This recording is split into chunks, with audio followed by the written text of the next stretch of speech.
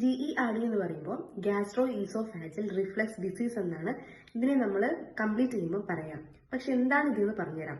അതായത് നമ്മളെ ചുറ്റുള്ള കുറെ പേര് പറയാറുണ്ട്, ഭക്ഷണം കഴിച്ച ഉടനെ നമുക്ക് പുളിച്ചു തേട്ടൽ അനുഭവപ്പെടുന്നു, അതുപോലെ തന്നെ നെഞ്ചരിച്ചൽ അനുഭവപ്പെടുന്നുണ്ട്, അതുകൊണ്ട് തന്നെ ഒന്നും ഭക്ഷണം കഴിക്കാൻ പറ്റുന്നില്ല എന്നുള്ള കുറച്ച് റീസൺ പറയുന്നുണ്ട്. ഇതൊക്കെയാണ് ഇവരുടെ ലക്ഷണം എന്ന് പറയുന്നത്.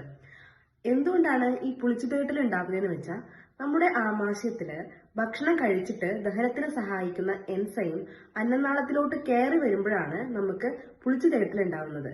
എങ്ങനെയാണ് നമ്മുടെ ആമാശയത്തില് ദഹനത്തിന് സഹായിക്കുന്ന എൻസൈം അന്നനാളത്തിലോട്ട് കയറി വരുന്നത്? അതായത് ഈ എൻസൈം എന്ന് പറയുന്നത് ഒരേ ഡയറക്ഷനിലേക്ക്, അതായത് അന്നനാളത്തിൽ നിന്ന് ആമാശയത്തിലേക്ക് താഴോട്ടുള്ള ഡയറക്ഷനിലേക്ക് മാത്രം പോവേണ്ടിയിരുന്ന എൻസൈമാണ്.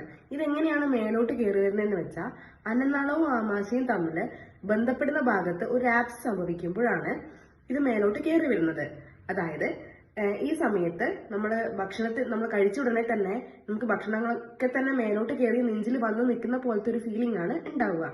എന്തുകൊണ്ടാണ് ഇത് സംഭവിക്കുന്നതെന്ന് പറഞ്ഞുതരാം. അതായത് നമ്മൾ കൃത്യസമയത്ത് ഭക്ഷണം കഴിക്കാതിരിക്കുമ്പോഴും, അതുപോലെ തന്നെ ചില സമയങ്ങളിൽ നമ്മൾ ഭക്ഷണം സ്കിപ്പ് ചെയ്ത് പോകുമ്പോഴും നമ്മുടെ ശരീരത്തിൽ ഒരുപാട് സമയം ദഹനം ഇല്ലാതെ നടക്കുന്ന സമയത്ത് സ്വയം ആമാശയത്തിൽ തന്നെ അത് സ്വയം ദഹനം ഉണ്ടാക്കുകയും ഇത് എൻസൈം മുകളിലോട്ട് കയറി വരികയും ചെയ്യും.